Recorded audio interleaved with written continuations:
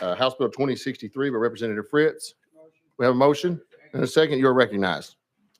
Thank you, Mr. Chairman. Thank you, committee. I'm more comfortable looking at you than I'm sitting. That's perfectly fine. That's okay with y'all. And there's an amendment that makes the bill. It's drafting code 14295. A motion and a second on the amendment. All in favor of putting the amendment on the bill, say aye. Aye. Any opposed? The amendment has been put on the bill. You're recognized on the bill as amended. Thank you, Mr. Chairman. Lots of clean air, clean water, and a clean soil discussion, and that's what I'm going to present to you today. This legislation simply amends, adds a new section of Tennessee Air Quality Act prohibiting the intentional injection, release, or dispersion of chemicals, chemical compounds, substances, or apparatus into the atmosphere within the borders of our state for the express purpose of affecting temperature, weather, or the intensity of solar radiation. Growing up, I would have never thought I'd had to come to y'all with a request to pass a law for this, but that is the world we live in. I would, Mr. Chairman, if it suits the committee, I know we have some folks that want to testify. We're running late. If you would. That'd be great. Without objection, we'll go out of session. And we'll bring our witnesses forward. If you would, please state your name. You each have 3 minutes. Both of you are welcome to come and sit down. Push the little button in front of you. Make sure the red light comes on. And whenever the red light comes on, we'll start the timer. Or whenever you start talking, we'll start the timer. But you each have 3 minutes. Yes. Please state your name. Thank you. Thank you, Chairman. My name is Dr. Denise Sibley. I'm an internal medicine physician from Johnson City, Tennessee. I've been treating patients for 35 years. I support this bill, and I refer to it as the Atmospheric Protection Act. Several states besides our own, including New Hampshire, Rhode Island, Kentucky, Connecticut, Iowa, and South Dakota, are involved in actions to protect their atmosphere as well. Cloud seeding has been recognized since 1965 in Maryland and 1967 in Pennsylvania, both in our own TCA 58-2-116, which specifically mentions legal weather modification in our state, and in the 44-page White House June 2023 congressionally mandated report regarding the framework for governmental past, present, and future weather modification through solar radiation modification using stratospheric aerosol injection, marine cloud brightening, and cirrus cloud thinning. There's no doubt that weather modification is taking place within our state. These actions of intentional manipulation of the atmosphere produce pollution and unintentional consequences that affect the health of our citizens, the safety of our water supply, our soil viability and crop production, the ecosystem survival, the precipitation extremes with flooding and drought, climate variability and extremes, and disruption of the economy. The spraying of sulfur dioxide is identified as causing acid rain, known to be detrimental to the health of humans, causing respiratory diseases such as asthma and worsening lung disease, as well as acidifying the water supply and soil. In addition, heavy metals have been detected in rainwater samples in Tennessee from 2017 from Clarksville, Tennessee, that contain dangerous substances such as strontium, barium, aluminum, and sulfur. And we are in the process of obtaining new water samples in our area in East Tennessee as well. We do not consent to this experimentation on our atmosphere and our citizens, nor the funding of such activities. We do not consent to the intentional blocking of the sun through the use of particulate aerosols and heavy metals. Blocking the sun would affect our crops with potential famine, deforestation, and blocking of vitamin D production by humans, which is a major determinant of our natural immunity. We do not consent of this unnatural, godlike desire to control the heavens.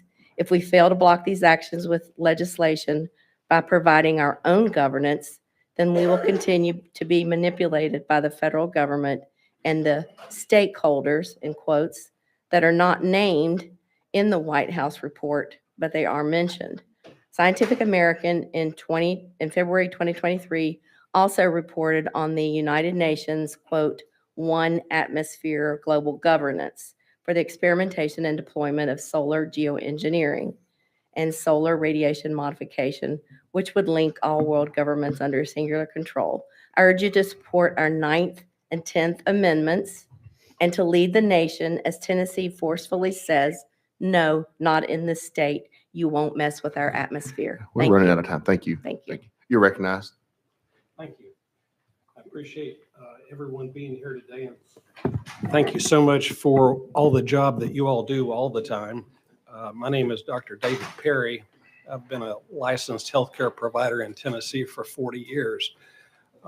This is, as Dr. Sibley stated, a very important issue, particularly when it comes to people's health. And I wanted to echo basically the crop production is a big deal, and it's stated in this congressional mandated research that I believe everyone has a copy of. They mention also the acid, the ocean becoming an acid, type of environment, which would also affect obviously the land.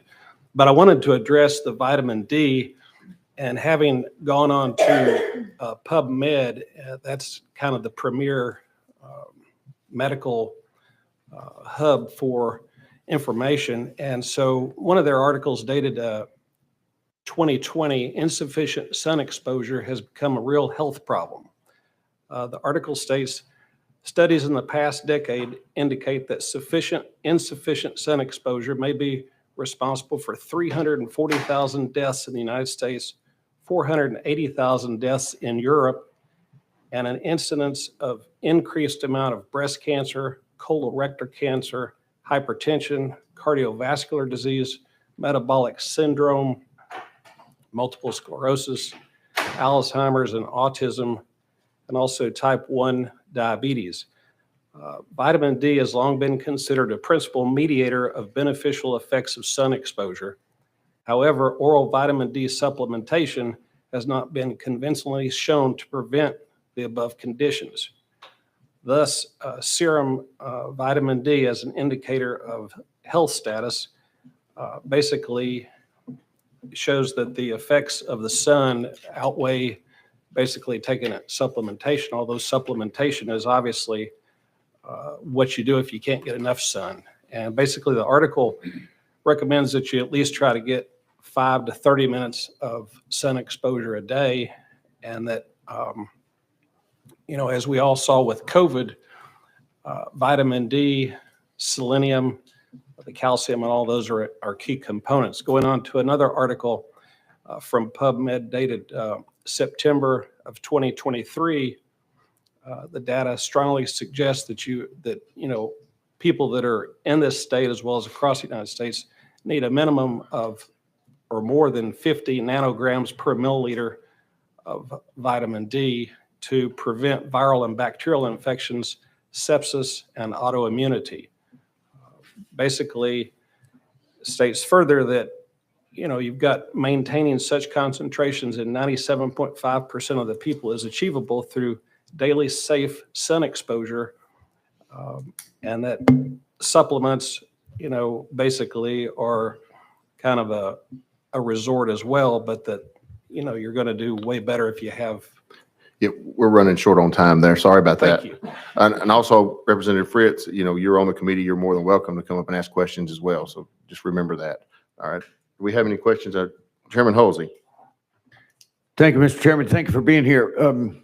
Besides the vitamin D thing, what I've read is there's an increase in heavy metal toxicity in people in this country lately. The only way I know to get rid of that is with the EDTA, IV chelation is the only way I know to get rid of it. But I've always worried about the bee population disappearing. And do you think that this kind of activity, geoengineering, is leading the reason for that? Yes, sir. I would say that it is absolutely the reason that the honeybees are going away is because of the, microcosm that they live in is affected by these aerosols. And basically the sulfur dioxide, the acid rain, it also impacts people with asthma. But yes, to answer your question. Thank you. Yes. Do we have any other questions? Chairman Todd. Thank you. It's been mentioned previously about chemtrails and, a natural occurrence that I've seen since, in my entire lifetime. I think when jets were invented, we started seeing chemtrails. It's a part of the fuel burning process, is my understanding. If you know something different, I'd love to know that.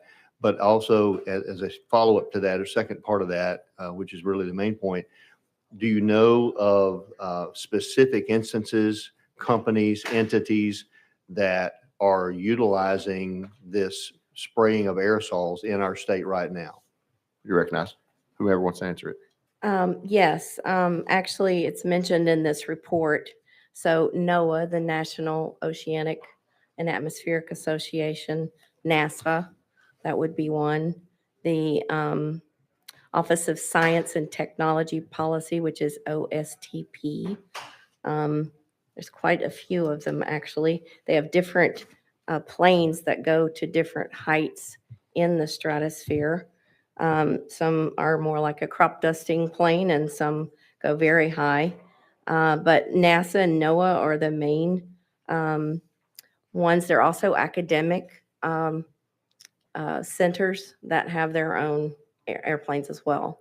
So those are the ones I could mention right off the top of my head. I want to Does that jump in answer- here. Will you refer to the report you're referring to? Is this congressionally mandated research plan and an initial research governance framework related to solar radiation modification? It was produced by the White House in June of 2023. It's a 44-page document that I believe you were, that you got a copy of that. And so I'm referring to everything in there that the stratospheric aerosol injection is talked about very widely in there. Okay. Thank you, Chairman Todd. You go ahead. I haven't read that report yet, but does it say that this is a practice that, it's documented, they've done it, or is it a concept that they're discussing in this Well, report? Excuse me. I'm You're fine. supposed to Y'all just go back and forth. Excuse me. Yes, Chairman Todd. So they talk about past, present, and future. So I would say that they talk about risk versus risk, climate change versus risk of stratospheric radiation modification, solar radiation modification. And they also talk about modeling. So creating models in situ, that would be in the stratosphere, as well as computer modeling.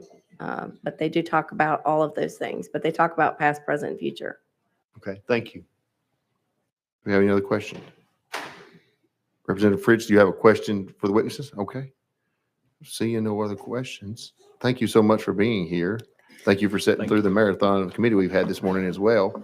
You can take your seats back and we'll go right back into session. Question's been called on the bill. Do you have a last statement there, Representative Fritz? I will take a moment if you don't Would it mind. be okay if I would like to let him make a last statement, then you call a question. Okay. Okay. You're right. Thank you, Mr. Chairman. Thank you, Representative Shaw. Just there is a widespread documentation of attempts to manage weather and manage climate, manage solar impact upon the earth with chemicals and compounds and apparatus. And simply the bill that you see in front of you today, I wanted to make sure that I say this before we vote, is something that I've worked closely with TDEC to pull together. And I know you've all read this, but it's a really simple one line: the intentional injection, release, or dispersion by any means of chemicals, chemical compound substances, or apparatus within the borders of this state into the atmosphere with the express purpose of affecting temperature, weather, or the intensity of sunlight is prohibited. And we just felt like that was a good place to drive the stake in the ground, that not in Tennessee. We're not going to do this. And we worded this, again, with TDEC's help, to make sure that we're not impacting legitimate industry within the state. With that. Thank you, Mr. Chairman. Thank you, Representative Fritz. Representative Jones, we'll let you ask a question. Thank you. Thank you for sharing about the bill, Representative Fritz. I just want to mark for the record that I won't be voting for this bill. I looked up and I was trying to research as we were going through this, and it seems like a lot of this is based on conspiracy theories. Most newspapers have said this is a conspiracy theory, and sometimes I'm sitting on this committee and thinking, have we lost reality? And so I won't be supporting this. I just want to put on the record why. Thank you for explaining it. But if you research any regular news station, they say that this is false. And multiple scientists have come out to say, and pilots have come out to say this is false. So I just can't support your legislation. Thank you, Representative Fritz. You recognize. Thank you, Representative Jones. I appreciate that. Done a little bit more research before coming to committee. You would have seen that the whitehouse.gov document is indeed real. And I sometimes think that some things that happen in the White House these days are surreal myself. So I would just offer that I appreciate your comment, but unfortunately, it is a wild thing, but I think it is real. And I think that what we've done here is a very measured approach of just saying not in Tennessee. So thank you. Thank you for that. Question's been called on the bill. Representative Shaw, all in favor of sending House Bill 2063 to full committee, say aye. Aye. All those opposed? No. No. Thank We you, have, Chairman. if you wish to be a no, be recognized by the clerk. Ayes have it on the full committee. Thank you all so much for being here today and all of our guests for watching. We will see you next week if we can get a motion to adjourn. We're adjourned.